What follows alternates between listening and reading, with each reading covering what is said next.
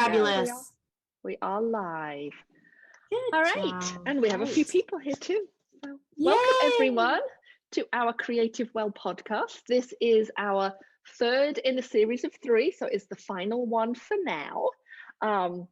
This is a series of podcasts hosted by myself, Ali Manning, and Rachelle, Eason. It's a series of conversations about creativity and life. And today we're going to be talking about creativity and sanctuary, or creative sanctuary. So let me just introduce ourselves and we're going to dive into some juicy conversation. Rachelle, my co-host, Rachelle Eason, has been creating pottery since the age of 4 and has spent the last 30 years as a professional artist and teacher.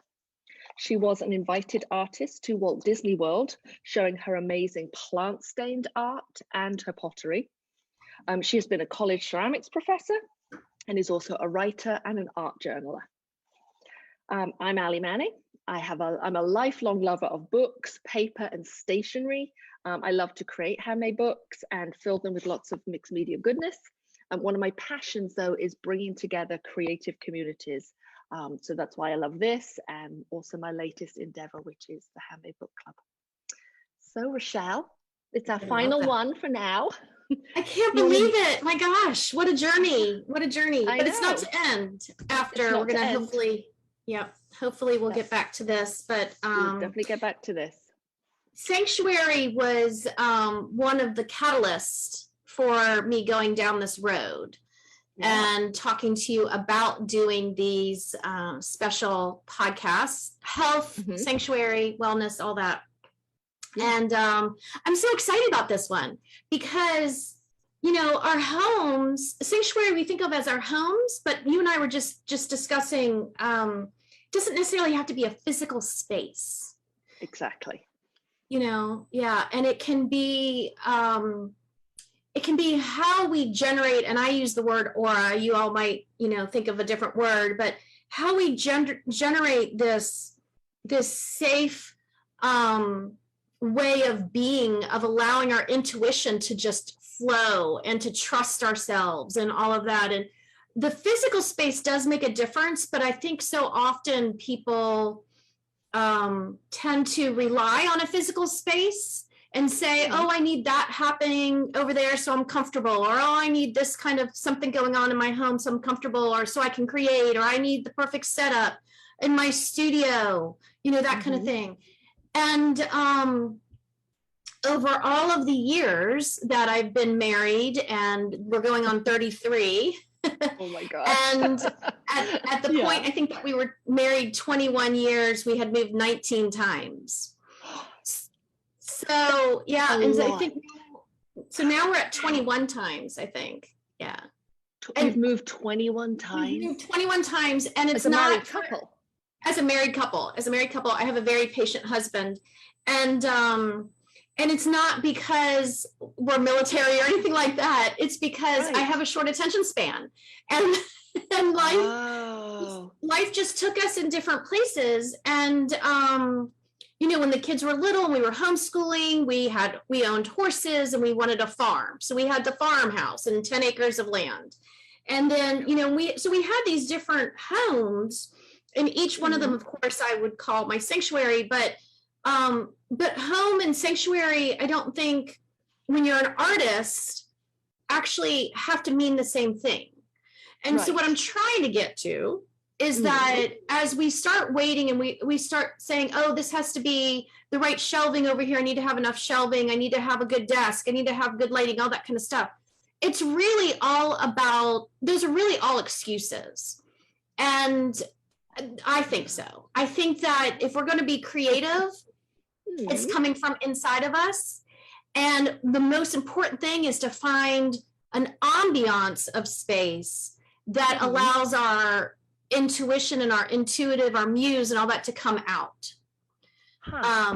And I say all that with my husband hopefully not listening to me, because I just convinced him to redo and renovate my studio. So we just invested all kinds of money. So sorry, hubby. But what do you think? What do you think on that topic? Well, it's funny you say that, because I'm not sure I agree. Well, do I agree? Well, because recently I've had this experience where like my studio, so I have a studio at work, which is here, but I have a studio at home, and it's been out of commission for about 4 months. And like my creativity has been really suffering because I haven't had that safe physical space to work in. And the reason is just because, you know, the pandemic, and my husband's office needed renovating, you know, long story, not very interesting, but essentially all my husband's crap was in my home studio and I couldn't get to it. So for my birthday, a very good friend of mine, Mickey, came and redid my whole studio. Now all his stuff is out, and it's made a real difference to how creative I'm feeling. Right. So when there was a lot of physical chaos, I was unable to create, but now I have order and like physical space. I feel like I have the mental space to be creative. So I don't know, maybe I'm have the opposite.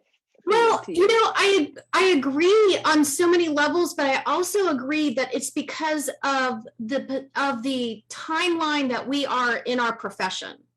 You know what I mean? Okay. We're both professional artists. We both make our living by art in some way, either producing, like I produce and I teach, and you have that fabulous membership and you teach and all of that.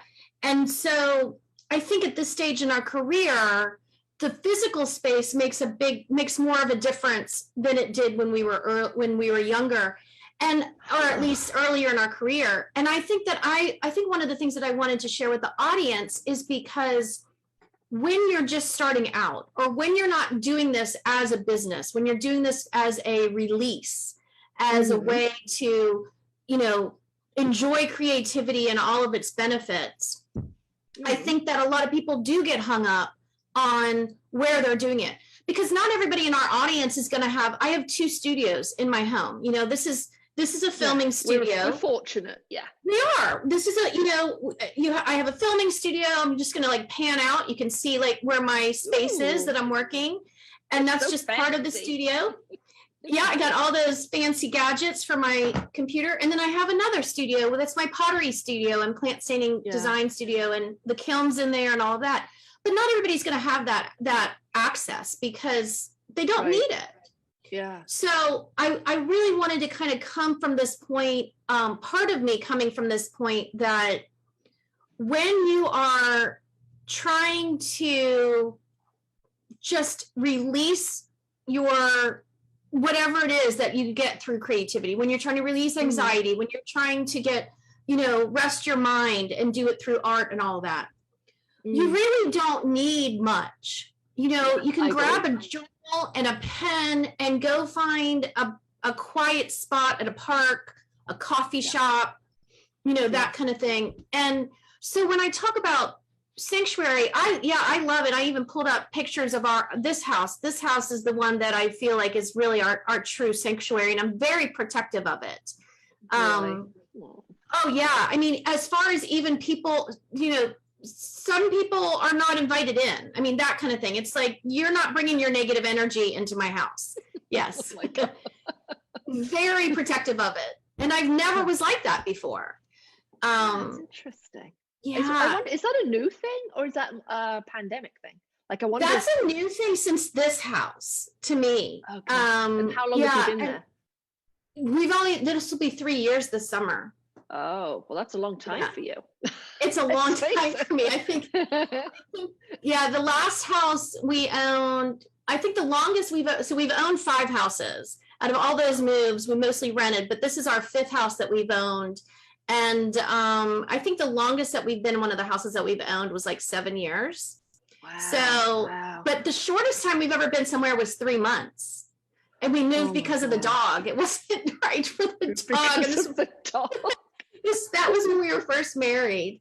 But so that came on with this house, and with the idea that we were at a different stage in our lives.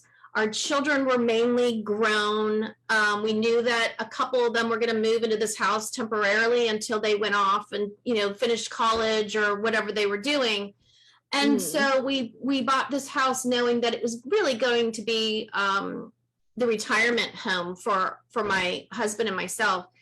And with that, we got rid of almost all of our furniture that we had taken from house to house to house. I'd love to do that.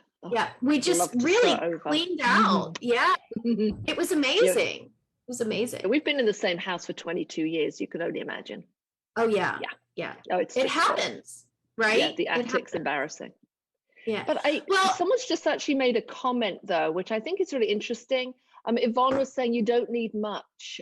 She likes that idea because it can actually get overwhelming if you have too much stuff. And like sometimes that you do clutter. need the simplicity. And I feel like the idea of actually going outside, sometimes I feel the most creative when I'm actually outside. Right. And that to me feels more like a creative sanctuary than sometimes inside, surrounded by all these options. If I just go outside with a pen or notebook and one black pen and I don't know, a little set of watercolors, somehow that feels more inspiring to me. You know, I so agree with that. And when we bought this house and we were looking for space, like we didn't want necessarily large square footage. We wanted to feel like space. And so we got rid of that furniture. We've only brought pieces in that truly felt like us and made these little vignettes around the house. And they're just very very characteristic of our personalities. What do you mean? What do you mean by little vignettes though? Like, so I'm gonna go ahead and flip over. This is our doorway, and of course it's purple. Of course. And some beautiful flowers there from Gloria Hill, actually, if you're watching Gloria Hill. But this is our entranceway. And this piece was something we bought specifically for this house. And then on top of it, you see that's a picture of me when I was 4 in that black and white. And it was just very reminiscent of a time in my life where obviously I was learning, I was growing. I was in an advertisement for our company, the family business that I grew up in. We had a toy store. We had a chain of toy stores in Ohio and Pennsylvania. And then there's a little piece of art there that is not mine. Actually, it's by somebody else. And I adore her. She has since passed away, but she was a good friend. But just different things like there's 2 trays on there. One that my husband and I went to a conference together. We both, like a pottery conference, and we both made those trays, and those are both of our trays together. So it's like each little thing has a memory to it. You know, and then here it is close up. You can see that. That's a drunken owl back there, by the way, that my daughter made for me. It's an owl with drinking wine. But this is another one. This is another vignette. And, you know, the purple velvet little settee there. But again, things that remind me of different things. That's a concrete leaf that was made in a workshop that we had a guest artist come to my retail studio in North Carolina when I had it at that time. There's a metal Chinese takeout box right there that my friend that I've known since I was five welded for me and just sent to me. You know, just different things like that. Those wood pieces are actually purple heartwood that are on the wall. And I originally bought those to put pottery on, and then loved the wood so much that I did not do that. Here's a little bit closer thing. But these little vignettes, here's another one. These little vignettes are just little areas in my house. You can kind of see how there's not a lot of clutter. There's some white wall even, which is amazing. In my younger years, I would have never had white walls, but it's just very fresh and relaxing. And then honey. Let's see the headboard. Yeah, there's my Scarlet, but like that headboard was something that I waited 5 years to buy, and I finally was able to get it when we moved into this house. You know, just different things. This is my meditation spot. Very calming, very calming. That's so interesting. And so all of these little areas, and then you go into my crazy studio, which is, you know, very busy but I can work from there. Really, those are my new shelvings. But the idea being that since I was working from home and working and living at home, I wanted my world to be able to have a peaceful space that I could rest and relax away from my working space. And I may do art in my peaceful space for me, And I enjoy these vignettes and just sitting by them, and they inspire me. And I love my room and I love that meditation. But then I can go through a door to my studio and it's kind of crazy, but I can walk back. And both inspire me in different ways. Does that make sense? Yeah, I hear what you're saying. Those vignettes are cute. I'm going through my mind. I'm like, do I have those kind of vignettes in my house? And I guess I do, but I haven't, they're not, I didn't consciously do them. In our hallway, there's a typewriter. There's there's a piece of furniture with a typewriter, and then a picture of my late father-in-law and just some other like meaningful books. And so I unintentionally created those vignettes. And so now I'm looking around my house thinking, oh yeah, you're right. And the studio here actually, things people have gifted me, like things of friends and, students. So I bet if you surrounded by that kind of inspiration, I think. Right. And I think getting in touch with why it inspires you, so like one of the things that I had taught a writing class a while ago, and it was about, taking your journal around your house and writing about the different parts of your house and how they make you feel. I have taught houses as part of my art journaling classes for decades. And we do like inside the house, outside the house, and we look at different things in different ways. Oh my God. So, but it's making that conscientious connection to the things that you put in your, it's curated. That's the word that I love to use. I know it's curated. It's curated. Yeah. You're right. And why is it curated? And how does that curation help you? And so, one of the things, years and years ago, obviously as a homeschooling mom of 4, and I was always producing art and selling, but starving artist was definitely a label that I could live by at that point. We didn't have very much money, but I still felt it was very important to bring things into our space that were meaningful beyond what that piece actually was, right. Yeah, the utilitarian kind of. Right. And I would try to make it utilitarian. I would always try to make the piece functional as well as meaningful. And so, so I suggest to the audience, as we go in and try to give hints, and I work with people now even, and go into stores. In fact, one of my friends just had me do that. I used to do that in North Carolina a lot more, but I just did it with one of my friends here. But go into stores and help them, especially art shows. I love doing it at art shows, but help them kind of choose pieces that they're connected to for whatever reason, but also that's going to continue to inspire and grow with them in their life. So wow, that's great. Can you come up here and help me? But I really feel like I never even think about my house this way. It goes back to the pottery last week. Last week we were talking to Beth. 2 weeks ago, talking to Beth. I'm like, oh, should I be thinking about my plates and what I put my food on? Honest to God, it's never even crossed my mind. All I know is I like a white plate. But that's. So but now, have you thought about it in those 2 weeks? And you said that you're doing a lot of what Beth, kind of guided. Have you thought more about even presentation and how you're taking things in? Have you gotten to that point yet? No, I haven't got to that point yet. I'm still focusing on hemp seeds. No, hemp parts. Yep, parts. I get it. I do. Healthy food part. Yeah, but I even something now that's kind of going around my mind. Oh yeah, and it's funny because even when we were younger and kind of pulling things in our house, and even buying something like sheets. Or a towel for the kitchen. Oh yeah, anything little. I'm like, I don't want that in my house only to serve a purpose.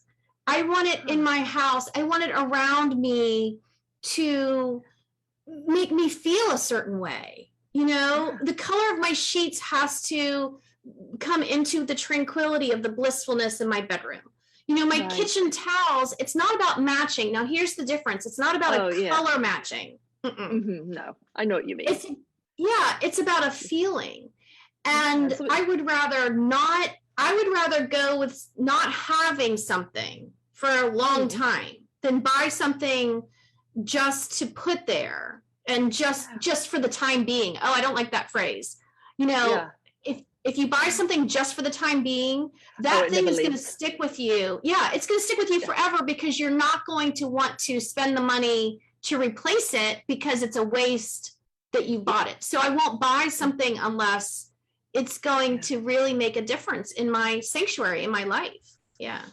So I want to come back though to something that you said earlier about, you know, when your kids were younger and, you know, money was an issue. Do you feel like there are different seasons within our lives and how our sort of creative spaces, creative sanctuaries change? Do you see that there's been an evolution in that for you? Oh, definitely. And I think that there was always, you know, because we moved so many times and because we bought so many houses, and each house was very different setting, you know, whether it was in the city or it was in a rural area or it was, you know, neighborhood, whatever. Sure, each one had its own purpose. And that purpose, because I've been a creative all my life and because I've been a professional artist, you know, there was always this underlying box that we had to check for every place that we've been. Is this going to suit for my business? Is this going to suit for my creativity?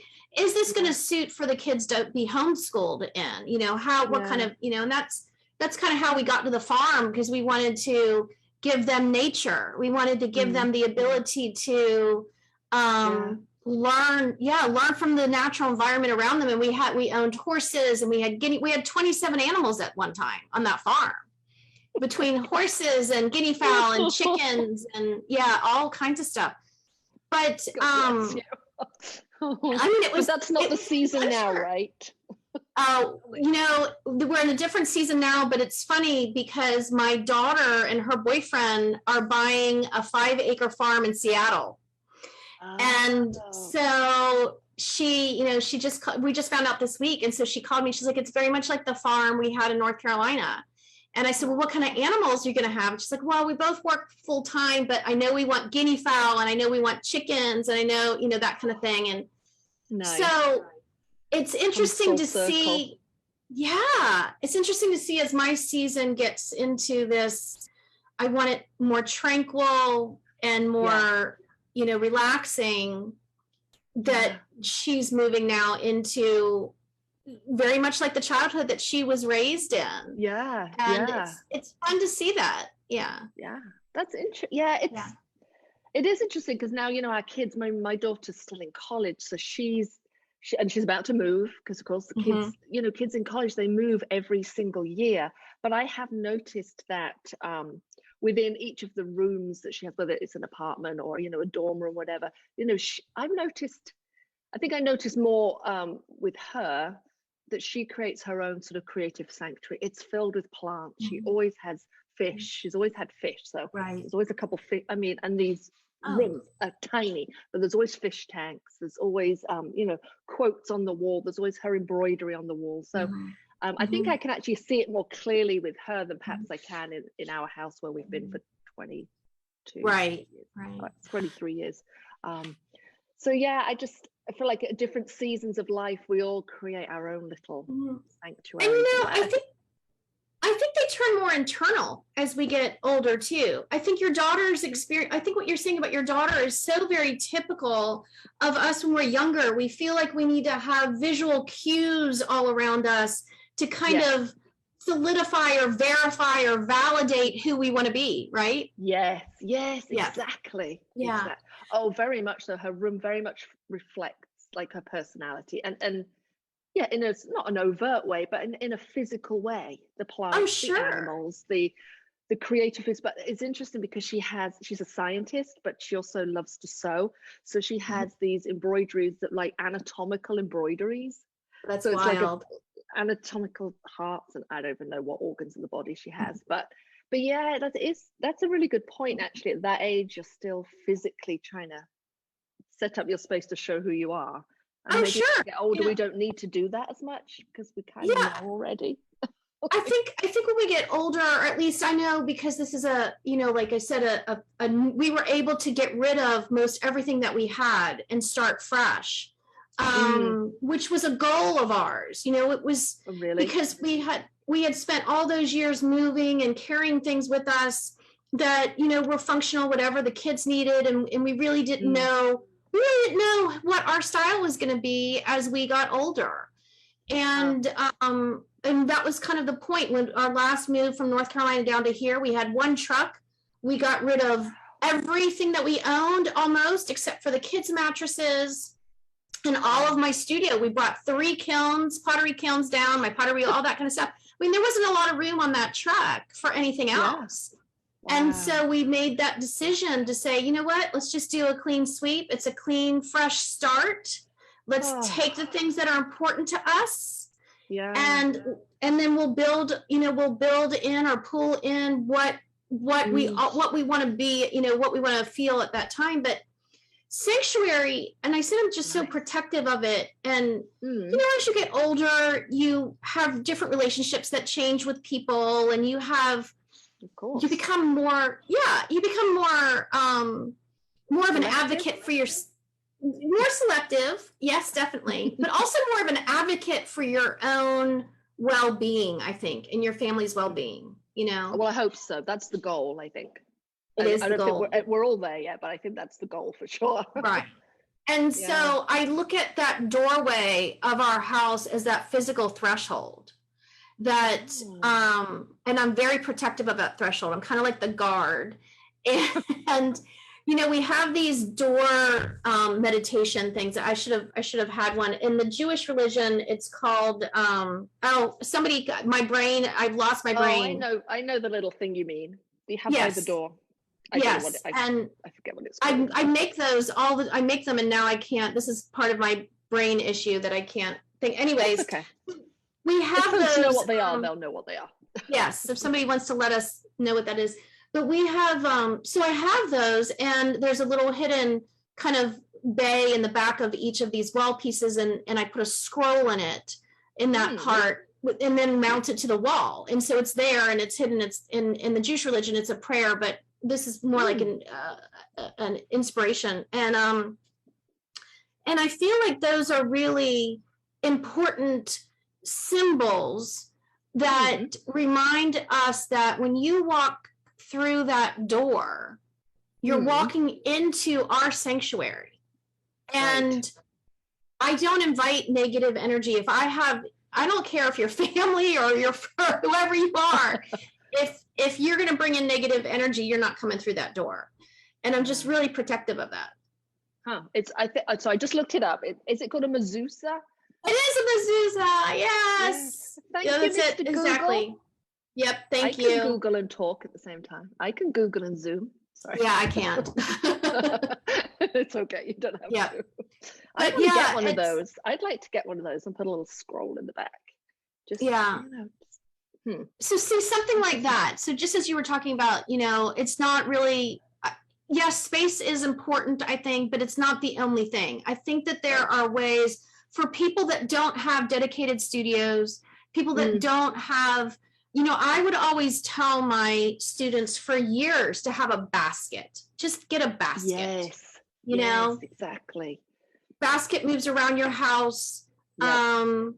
I have a to-go bag that's always packed and ready. It has a plant-stained paper journal, of course.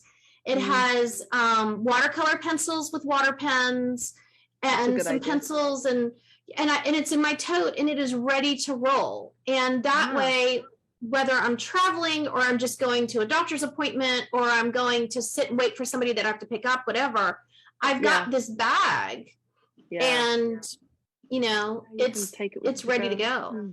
Yeah. Well, Sorry, go ahead. No, go ahead. No, go ahead.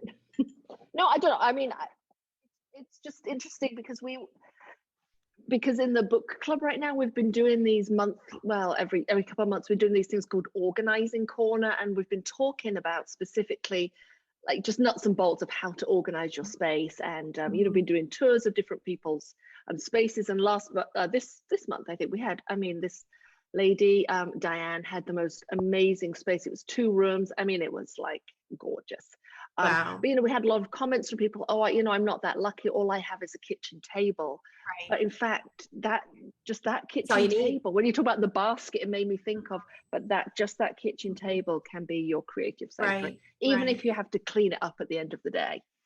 Exactly. And and that was actually one of the things, when we were setting up with the furniture and all that, our kitchen window, our kitchen table, we put a bistro table in there. I put a blue velvet settee in there, not just chairs around the table, because I wanted a comfy spot. I wanted to, so here's the other advice that I give to people is to realistically look at your lives, realistically look at your world and your day to day, and set up situations or vignettes or whatever that really tune into the reality that you face.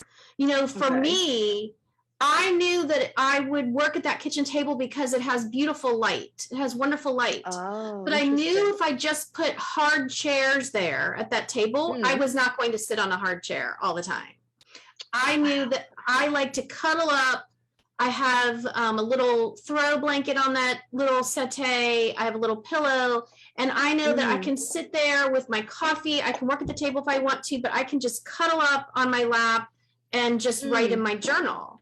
And so that was very real for me to set up that space. Not that it had to look a certain way. Yeah. I had to use it. That's what's coming across to me, is quite how intentional you are about it, because I don't think I'm in the least intentional. I think we have these vignettes, or I have these spaces in my house, and I think they've just come about, and I'm like, oh, that's nice. Yeah, that happens to be, you know what I mean? But I'm not sure I have that intentionality that you have, and it's making me think, oh, that's what I should be doing. I mean, I hate to tell you, our bedroom, we still have like furniture from like dorm rooms when we were together. Oh yeah, I get it. I hate being in that room.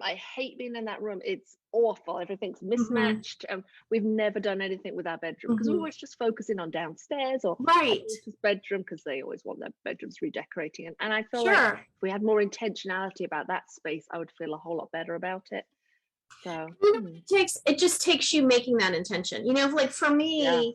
I had my head, so health, has driven a lot of stuff too. And so when my brain cyst was giving me so many problems, and I was taking, and I'm almost back to that now that my brain cyst is back. But I had to be in the bedroom for hours every day, like napping or laying down or whatever. And I was like, I need to have a space where I don't feel like I'm in this dark dungeon of a room. I need to be in a space where, because I already feel that from inside, I already felt that inside. So I wanted I wanted to be able to walk into our bedroom and feel it to be peaceful and blissful. And, but I had to be intentional. But I do think that because we had all that same kind of furniture, we had the dorm kind of stuff. We had those, particle board cubbies that the kids put their toys in. All of that. They get shoved in the parents' room. What's with that? Exactly. We're like, because you focus on your kids. That's why. That's what you do. That's why. But we decided that our kids, we've done our job. We've raised them. They're on their own. They're all on their own. So now, I mean, our youngest is in Maryland now. I mean, they're all gone. They're away, and so. Now it was our turn. And where did we want to start for just us? And our bedroom was a big part of it. And there's still pieces that I need to add in. We still don't have nightstands. And nothing's ever done, right?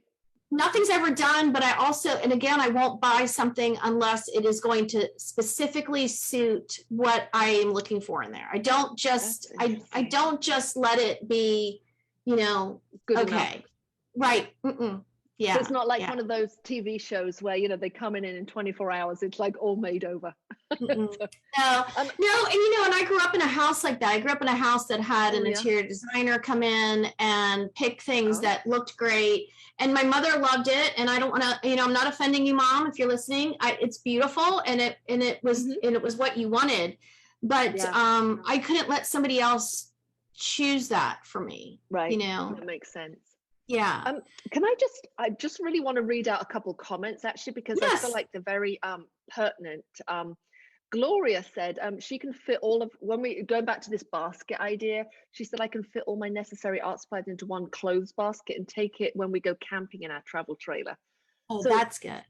yeah, you see, the whole idea of like a travel trailer or an RV really appeals to me, and I think the reason is because there's less stuff in it, and Right. you know, I'd have less things to kind of clutter my mind. Mhm. So thank you for that, Gloria. And then Yeah, this love that. from Carol is very interesting. Carol Tardif says that Native Americans have a symbolic thing called a worry basket Mhm. that is left at the front door, and visitors are to leave their worries in the basket before they enter, so as not to bring in their negative emotions into a Mhm. sacred space. Isn't that cool? I love that. I can see a Mhm. pottery like worry Mhm. basket at your front door. Right. Oh yeah, I love it. Deb Taylor does that same thing, and she Oh, really? and I have talked about that for a while, and I think it's a phenomenal thing to do. And I've also seen worry trees where they have bottles hanging from the trees at your front door. So I love the worry basket idea. I love the worry tree. What I do you put know, on the tree? and Like ribbon, bits like of paper with and things written on? Or? so it's actually the ones that I've seen have like glass, think of old glass soda bottles, like old glass Coke bottles and things like that, and they're hanging from the tree out front. And yes, you can put little paper pieces in it, or you can just take a bottle and hang it, and like that's symbolic of what. So there's like a basket. Yeah. Gotcha. I've seen so many, and so that symbolism I think is really, yeah. I'm at kind of a different level with certain people that are, honestly, I know this sounds horrible, but just because of trying to protect it so much, is that I'm so, You're beyond I'm the really worry careful. basket. Yeah, they need, right. I barrier. need like a worry truck for them, whatever. But and it's funny because I have another friend that a lifelong friend, and she's always been very particular who she would allow in her house. And I always thought I kind of had mixed feelings about that. And thankfully I was always invited, but I always had mixed feelings about that. And now as I'm older, I that protection is, I really, because I'll go meet anybody outside somewhere. I'll go meet anybody at the coffee shop, anything like that. But and I have people come into my house for classes. So I'm really, I have in-person classes in my house, and I'm really careful. That's a big deal. It is a big deal. That feels like a really big. I used to do that years and years ago, and it was fine, but I'm not sure I could do it now. Yeah. Sure. I'm really careful about that. Sorry, go ahead. No, go ahead. No, go ahead. Tell me about the pandemic. Yeah, go ahead. I was just wondering if many of us have different feelings about our homes now since the pandemic, because now so many more people work from their homes, and during a period during the pandemic, we're kind of like trapped in our homes. And I just wonder, like, if our relationship to our home as a creative sanctuary has changed, like for good or for bad. I'm just curious. I think mine's actually, I have a better relationship with it because I felt safer there during the pandemic, and my husband now works from home, so it actually feels safer, more comfortable to me. Yeah. Yes, I definitely do. And it allowed me to see that I was truly an introvert more than an extrovert. I mean, it just kind of gave me a pass. And remember, I was going through a lot of health issues at that time too. So for me, it was a safe place on more than one level. It allowed me the world, when I had to stop being out in the world doing so many things because of my health, the rest of the world was back in their own homes also. So it was allowing me to, find a new normal beyond the pandemic. It was a new normal for my health restrictions. Makes sense. And I think that a lot of people, as if you look at the numbers as far as trying to get furniture delivered, or our dishwasher just broke, we had to get a new dishwasher, all that kind of stuff. You look at everything is still shipping 6 months to 8 months out. It took us 4 months to get that carpet installed. Good grief. Yeah. So there's a lot, I think there's a lot of people that kind of turned inward into their house. And, I try to talk about sanctuary too, not as far as bringing more in. Obviously, I'm a potter and I produce pottery. So if you need pottery, you know where to find me, and plants and paper. But I'm not really looking at it from that way. I look more at it from what you can get rid of, because I think a lot of us at our age are in that stage where we do have this collection of stuff that is feeling like it's cluttering around us and it's kind of closing in. And the best thing we did, of course, was to make that move. And not everybody's going to make a move and get rid of stuff, but we had to. I really, if people could do this, it was amazing. But we had everything we owned in 3 storage buildings in a transition time going from North Carolina to Florida. And we could only do 1 truck, and 1 storage building equals 1 truck. So we had to get rid of the equivalent to 2 full-size huge storage buildings. So 2/3 of your stuff. And we took a week. We had folding tables out in front of the storage complex. It was snowing in North Carolina. We had one of our 4 kids with us, and we took a week and we went through every single thing that we owned that had been boxed up or furniture or anything like that. And we sorted it out. And we were able to say, is this something that is really making a difference in our life? And do we need to take it? Or is this something we can part with? Like Marie Kondo, right? It was definitely a Marie Kondo time. Yeah. And we were pressured with time. I mean, we had a week. That's good. Limits are really good. Time and space limits. Definitely. So I always suggest, and there are things like I have children's books that are here in my studio that I've had for decades. Those were important to me. So they came, different things like that. So I love how people do the Marie Kondo and they go through their homes and all that. But I feel like it has to be deeper than, does this bring me joy? I think that word intention and inspiration and creating a sanctuary. I still go back to that word. That word is so meaningful and on so many levels. And why are you holding on to something, and what do you want to get from it? There's energy from every piece, everything that's around you. There's energy from it. Yeah, definitely. I believe that too. Okay, you're making me just want to end right now and go home and start throwing things. But I envy people who can do this. Friends of ours moved from California to Louisiana, and they literally, they intended to travel in an RV, but with the pandemic they didn't. But they literally got rid of everything they owned, and the thought of that feels so freeing, just a sense of lightness and so forth. So but anyhow, it's not going to happen anytime soon. So well, so let's talk about some real ways of kind of creating sanctuary around let's homes. Do some action steps. I'm not sure I'm going to be terribly helpful, but well, I think definitely, and I think when we were talking about vignettes, I think that's where I always start. And okay, talk to me about that. So you have those vignettes already that you feel like there are vignettes, and I think right now it's really just about going to look at them and reflect over them. Pull a chair up. That's what I would say. Pull a chair up, grab a journal, sit in that space, and just take it in. And just say, wow, that typewriter. I have that typewriter there because whatever. I have this picture of my father-in-law. There's a connection there. What is that connection? I don't know. You have to think about it. That's a great idea. You're so smart. This is why we're doing this, because you're so smart and you come up with these great ideas.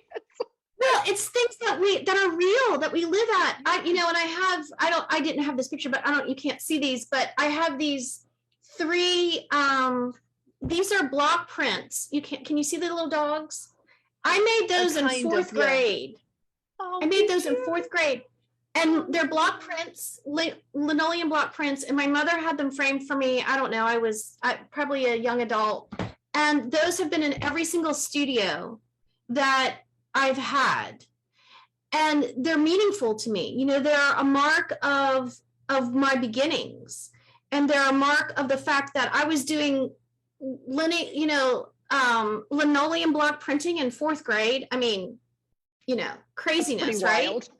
Pretty wild. And to the point that, you know, and then the importance of having it framed and having validation as a young artist, you know. Yeah, that's meaningful.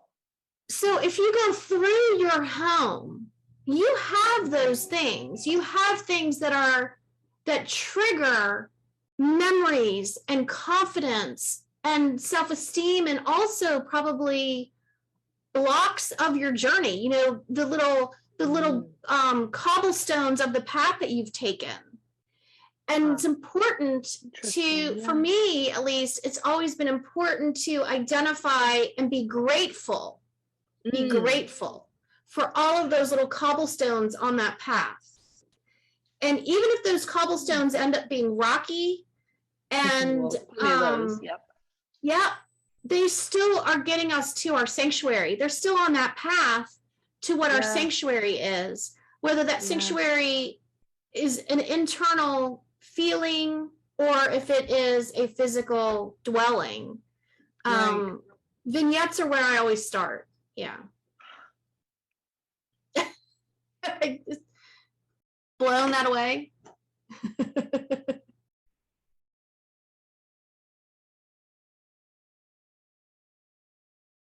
No, just sorry about that. We got feedback. Do you know, just as you were saying that though, that I should go around my house, do you know that up until recently, I never put any of my own artwork up? Oh. Isn't that interesting? Yeah, very interesting. As I'm talking to you about it. Like I never, all the books I make, they're always in my studio. So that would be either, you know, my studio outside the house or like tucked in the studio, but none of them are ever out for like, you know, guests to our house to see. And I mean, I wonder what that's all about. Like, you know, not showing myself, not showing what I do, not showing like part of who I am. I keep that like hidden away in like a different room. Yeah, it's compartmentalized. And, you know, and artists, we're artists professionally, but we're also artists as people. I mean, that's just who we are. And I felt I've always had a lot of my art all around, and I've always had, you know, we're proud of our children's art, right? We put our children's art on the all the time. On the roof, right? So from a very young age, and I had pieces from when I was younger that I have around too, kind of to see my beginnings. But I have nothing like that. No. But yeah, I will say that especially our family living space, and even our guest room and our other rooms, all of our rooms, even my bedroom, actually our bedroom, I have a mixture of both my art and artists that I collect. And I try to buy from contemporary artists that are living now, and I try to buy originals. So none of this go into like a Home Depot or a Hobby Lobby or any of this kind of crap and buy licensed or printed artwork. I'm not going to do that. It's fine for some people. I mean, if that's what you like. If that's what you like, that's great. If that's what you like, that's great. I don't want to offend anybody. But my point being is that if you're making a one-of-a-kind space to live in, that you have one-of-a-kind art to help that space be yours. I got to write down that quote. That would be really good on like our thing that we send out afterwards. If you're trying to create a one-of-a-kind space, you need one-of-a-kind artwork to go in it. You do. I agree. And curate it like a gallery. I mean, I really do. I look at it, I curate my house like a gallery.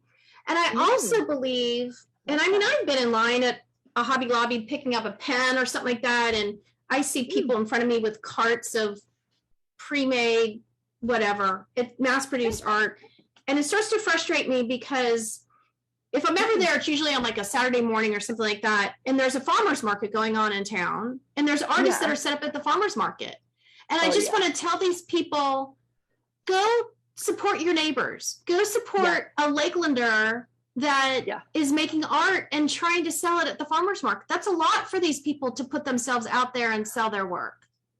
you know? Yeah, Go, definitely. That's a good point, actually. Yeah.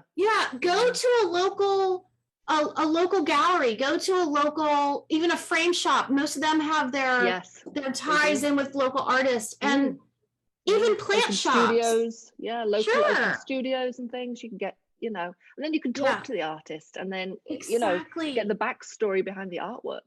Yeah. Exactly. And that was the biggest thing when I was showing at Epcot or at Disney, mostly at Epcot, was that more people bought my work there because we met, and they would hear the story from my lips as to how I created something. And then when they go home, they have that story along with it. Or even when I order art online, I order it from somebody that I follow, that I pay, even earrings. So even earrings, they're going to be a piece of a work of art. They're going to be from a jewelry artist, that kind of thing.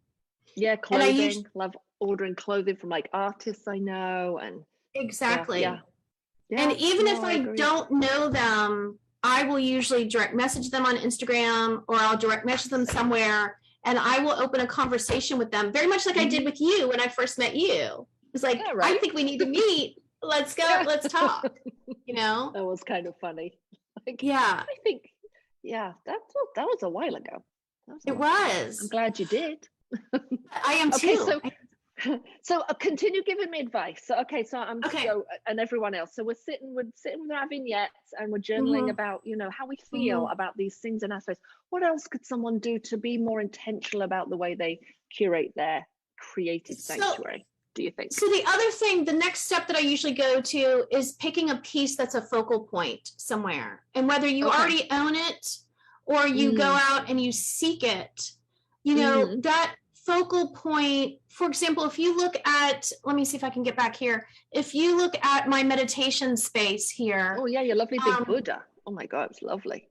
I love, so that piece, that that Buddha I just saw, that was Pier 1 before Pier 1 was kaput.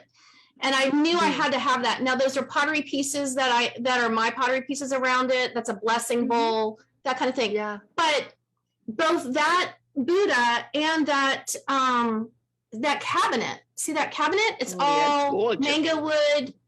Those two things, that was my focal point for starting that corner.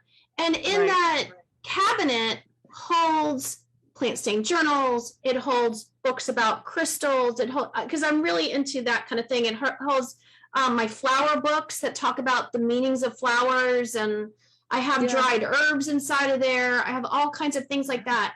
And so that focal, I know when I'm walking by that cabinet, even if it's not opened or I'm not using things from it, I know that it holds something very dear to me. And that's the focus of that energy in that corner. It's a focal point.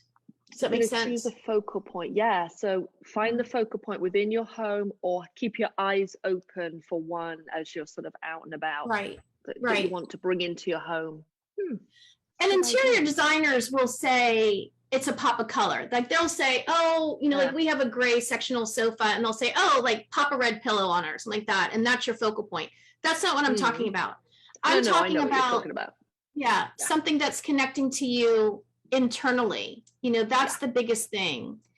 And then I don't shop in sets. That's the other thing. I don't shop in sets. What do you mean? What do you mean by that? Shopping in sets? If something comes, like you were talking about having a bedroom set, or having I see what you mean. Yeah, or having, I don't shop in sets. I shop, and a lot of people do, and it's lovely, it's beautiful. But it might be just for their style. Exactly. It might be their style, and that's fine. For me, if it's a table, like I'm not going to buy a table and chair set because it matches. I'm going to buy a table that speaks to me because my family's going to gather around it, and we're going to feel gratitude for each other. But I'm also I'm going to pick the seating that is going to be comfortable and inviting and bringing us together to sit there for a while. And a lot of times the table set, the dining set doesn't do that. The chairs don't, they're not comfortable. You're right. I'm thinking of my dining room table. It's lovely, but it matches. Yeah. So I have a dining room. So in our dining area is another settee. I have a purple settee. I love these settees because I was going to say you and your settee. I know. I love these settees. I just want to come lie on one, please. Well, to me, a settee brings me to the old-fashioned artists at Adelaide's, that they're sitting around and they're creating art and they're talking and they're drinking their wine or coffee or whatever it is. And so that's is going to be smoking probably. Exactly. Right. But that was the sense that I wanted around the dining room table. Right. So gotcha. Yeah. So I don't do sets. Yeah, I don't do sets. And to be honest, I think the dining room table is extremely emotive. Like in our family, it's a really important space. It's where you come together, like every day every day we have dinner at that dining room table. Well, sometimes we sit on the couch now that my daughter's right. But when she was younger, and most nights now, you meet at the end of every day at that table. And you eat together, you talk about the day, you bring gratitude to that table, you're nourished at that table. It's very emotive. I do like the idea of not having a set, like intentionally choosing. So maybe because I already have this very expensive set, maybe I need to like get some interesting cushions and fabrics that talk to me. And maybe I'll put a vignette on the dining room table. Exactly. Do. Yeah. Exactly. It's meaningful to me and my family and the sense that I want to create there. Right. That's right. But you see me doing this? It's going to be round and gathering. Mm-hmm. And that makes a difference too. Shape makes a difference. When you're looking at things, I don't like corners. Corners put me off. And so I like round things. Yeah, I like rounded things. And although we have a rectangular table, it has a lot of curves in the footing and all of that's on it. Gotcha. So you just start to, one of the things I've told people over the years too, is to just start a little list. And it's easier to do it on your phone now too. Just things that pop in your mind that you like, say pictures. Keep make a little lookbook of things that when we were building the studio edition, I had a lookbook that obviously not nearly, probably 90% of it didn't come to fruition, but those images fed into my stream of thinking to for how it's going to work. Sense of the sense of feeling that you wanted to create in that space. Right. Huh. And then colors. I know we're almost out of time, but colors are so important. And I just want to kind of reiterate to people, don't choose colors because you're supposed to choose those colors. Don't do anything because you're supposed to. At this, especially in our age, at our time, if you're, whatever, if you're redecorating, whatever, like choose the things that make a difference to you. Don't say, well, that space is supposed to be the dining area, so I have to make a dining room out of it. Right. No, that might be a great sitting room. And you might want your dining table in a different part of the house. Yeah. You might want it near the window. You might, if it's just two of you, you might want to have a little, space there. I think the biggest thing about creating your own sanctuary, whether it's your physical space or your emotional space, is to get rid of the rules that you have been told through our, society. No. HGTV. Exactly. No, there are no decorating police that are going to come to your door and say you did that wrong. Yeah. Well, you're not going to let them in anyway, so that's I'm not going to let mine keep them outside. That's right. They're going to stay outside. Thank you very much. That's right. Now, for that being said, I do love having guests. I do love having people come in, and like I said, I'm just teasing you. But I am. If an interior designer came and knocked on my door tomorrow, I might let them in just for a little bit of advice. But still, I would rather have you come and help me create my sanctuary. Well, and that's the difference with I'll leave you with this because we started out with this was I think when you and I did our first podcast and we were talking about scrapbooking, and I was a professional scrapbooker. Yes, I remember. Oh my God. And one of the really important things was to go into people's homes to see how they lived before I did their scrapbook. That's right. I remember. Mhm. God, that was a long. You've got good memory. That's a long time ago. It's a long time That's ago. right. Because Yeah. you learn so much about the person by being in their home and seeing how they are in their home. Exactly. Exactly. And so, so keep that in mind that, you're creating a space. It's no longer, especially with us with grown children, and now we have a grandbaby. So I know I'm going to have to baby proof a little bit at some point, but, we're no longer creating a space for others. We're creating a space for us. Yes, that's a big difference. Yeah, that's a huge difference. Well, I think like we should wrap things up, but I feel like I don't know if this is the way we thought the conversation was going to go, but it's certainly like opened my eyes. No, but it's opened my eyes to a whole new way of looking at my home and my creative space, and just maybe just my whole home as a creative space, as well as, interior and exterior. And so I'm ready to go.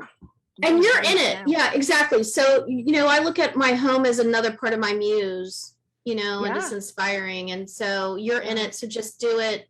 Yeah, just, I think, and I don't, I definitely don't want to encourage everybody to go throw out everything they own and have to buy new, because that is definitely not what we're talking about. No, absolutely not. No, but that's not what you're saying, but just curate. Perhaps let's be more intentional about curating our spaces so that they inspire our creativity and not kind of squash it down or bury it almost. Right. And the one of a kind. That's the other thing, is just, you're one of a kind, your family is one of a kind. So bring in one of a kind, into your home. Yeah. All right. Well, I think we all have our work to do. Well, thank you, my dear. This has been fun. This has been great fun doing this. Thank you. I look forward to seeing where our future goes together there.